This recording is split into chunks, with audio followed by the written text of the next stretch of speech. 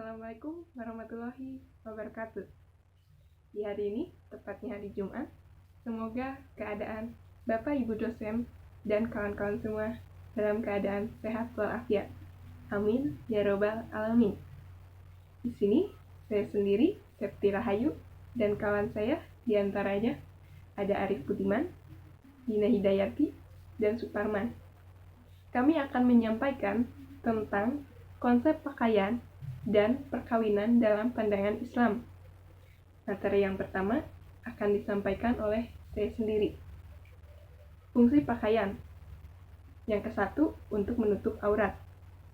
Dalam surat Al-A'raf ayat 26, Allah berfirman, "Wahai manusia, sungguh kami turunkan kepada kamu pakaian yang dapat menutup aurat kamu serta sebagai perhiasan, dan pakaian takwa itulah yang baik." Yang kedua, sebagai petunjuk identitas. Dalam hal ini, kita dituntut kreatif dan inovatif dalam penampilan agar mewujudkan perbedaan antara orang Islam dan bukan Islam. Identitas atau kepribadian itu menggambarkan ekstensinya, sekaligus membedakan dari yang lain. Yang ketiga, sebagai perhiasan. Pakaian berfungsi untuk perhiasan tubuh. Hal ini terwujud apabila kita pandai dalam mengatur cara berpakaian sehingga tampak rapi dan anggun.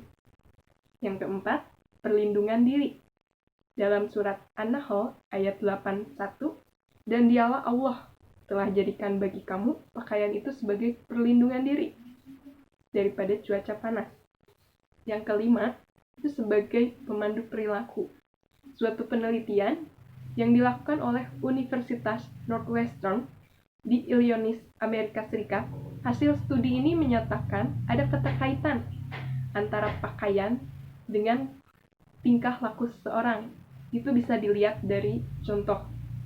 Wanita yang memakaikan setelan baju kerja akan berperilaku sesuai dengan pakaiannya atau penampilannya, lebih serius terhadap pekerjaannya dan bertanggung jawab. Selanjutnya, berpasangan fitrah. Pernikahan adalah fitrah manusia, maka dari itu Islam menganjurkan untuk menikah. Kenapa menikah? Menikah itu merupakan ghazirah insaniyah, naluri kemanusiaan. Apabila ghazirah atau naluri ini tidak dipenuhi dengan jalan yang sah, yaitu pernikahan, maka ia akan mencari jalan-jalan syaiton yang menjerumuskan manusia ke dalam lembah hitam.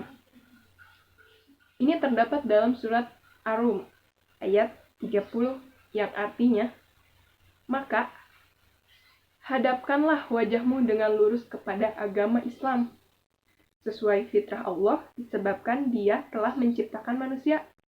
Menurut fitrah itu, tidak ada perubahan antara ciptaan Allah, itulah agama yang lurus. Tetapi kebanyakan manusia tidak mengetahuinya." Sekian dari saya. Materi selanjutnya akan disampaikan oleh Saudara Suparman. Terima kasih. Assalamualaikum warahmatullahi wabarakatuh. Kali ini saya Suparman. Saya akan menjelaskan tentang golongan-golongan apa saja yang tidak boleh kita nikahi. Di dalam Islam, menikah merupakan ibadah. Dengan adanya pernikahan, maka dapat membuat kita terhindar dari segala fitnah dan jinah.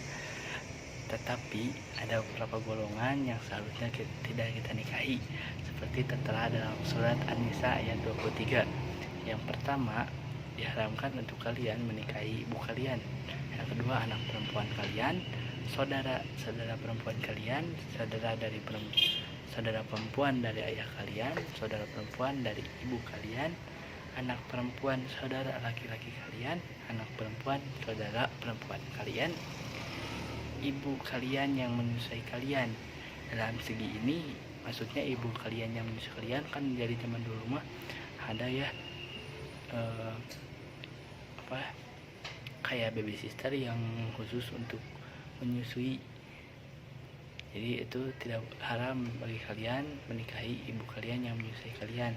Terus saudara perempuan sepersusuan kalian, jadi tidak boleh menikahi saudara perempuan yang satu air susu dengan kalian, baik itu secara langsung maupun susunya itu keras atau apa ya, dipakai alat itu tidak boleh ya, sama itu haram.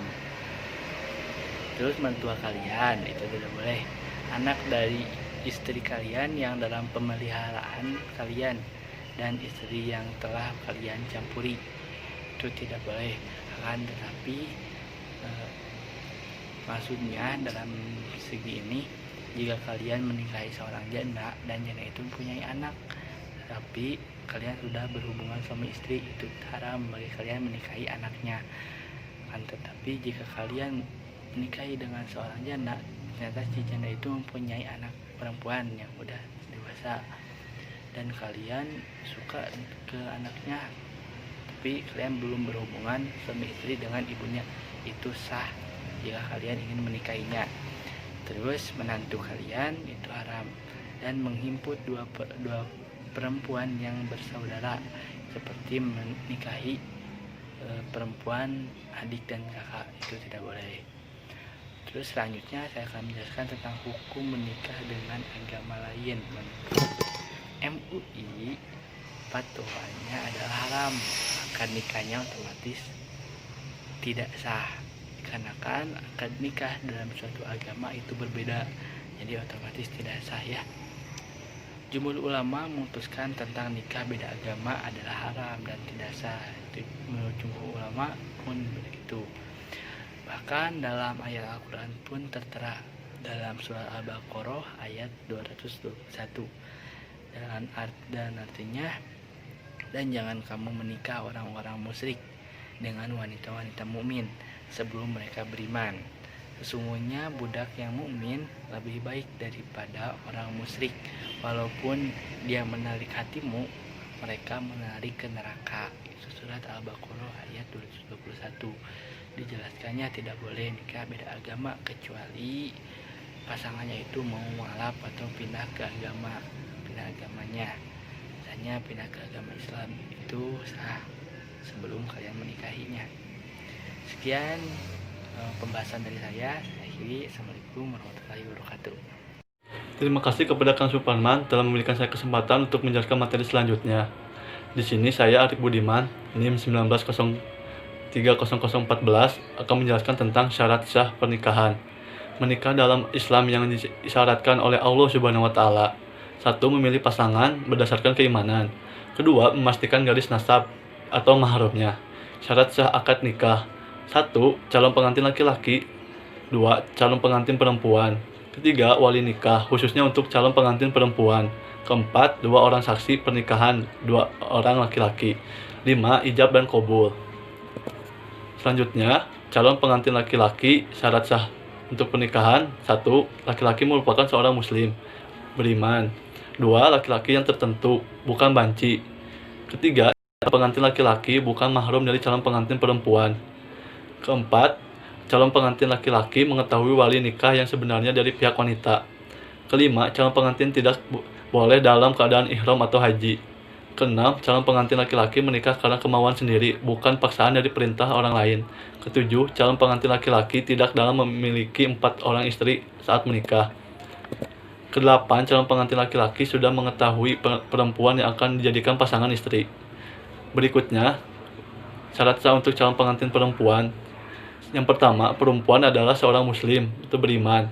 Kedua, perempuan yang tertentu, bukan banci. Ketiga, calon pengantin perempuan bukan mahram dari calon pengantin laki-laki. Keempat, calon pengantin perempuan telah akil balik.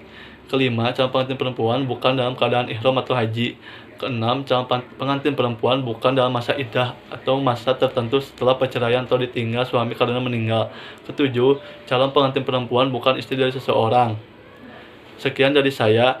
Selanjutnya akan dilanjutkan dengan teman saya oleh Dina. Terima kasih. Sebelumnya, terima kasih kepada Arif yang telah memberikan saya kesempatan untuk melanjutkan materi selanjutnya. Di sini saya Dina Hidayati dengan NIM 1930020 akan melanjutkan materi tentang syarat wali, syarat saksi, dan tujuan pernikahan. Yang pertama, syarat wali. 1. Wali nikah merupakan seorang muslim.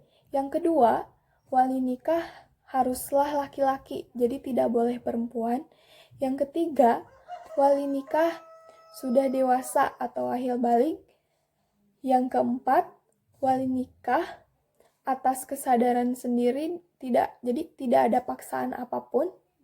Yang kelima, wali nikah tidak dalam keadaan ihram atau sedang berhaji. Yang keenam, wali nikah sehat jasmani, rohani, serta akal pikirannya pun mampu berpikir dengan jernih. Yang ketujuh, wali nikah adalah orang yang merdeka. Jadi, kebebasannya itu tidak dibatasi. Materi yang kedua yaitu tentang syarat saksi. 1. Saksi pernikahan minimal ada 2 orang. Yang kedua, saksi pernikahan adalah laki-laki, jadi tidak boleh perempuan. Yang ketiga, saksi pernikahan sehat jasmani, rohani, serta akal pikirannya pun mampu berpikir dengan jernih. Yang keempat, saksi pernikahan sudah ahil balik. Yang kelima, saksi pernikahan dapat memahami kalimat ijab qabul. Yang keenam, saksi pernikahan dapat mendengar, melihat, serta berbicara dengan baik. Jadi tidak ada gangguan apapun. Yang ketujuh, saksi pernikahan adalah orang yang merdeka, tidak dalam tekanan atau pengaruh apapun, jadi kebebasannya tidak dibatasi. Untuk materi terakhir yaitu tentang tujuan pernikahan. 1. Untuk memenuhi naluri manusia yang asasi. Yang kedua, untuk membentengi akhlak yang luhur dan menundukkan pandangan. Yang ketiga, untuk menegakkan rumah tangga yang islami. Yang keempat, untuk meningkatkan ibadah kepada Allah Subhanahu wa Ta'ala. Dan yang kelima, untuk memperoleh keturunan yang soleh. Mungkin itu saja yang dapat saya sampaikan. Kurang lebihnya saya mohon maaf. Dan untuk selanjutnya saya kembalikan kepada presenter. Itulah yang kami dapat sampaikan tentang konsep berpakaian dan perkawinan dalam pandangan Islam. Semoga kawan-kawan semua dapat memahaminya. Mohon maaf jika ada kesalahan kata atau pengucapan. Kami ucapkan terima kasih.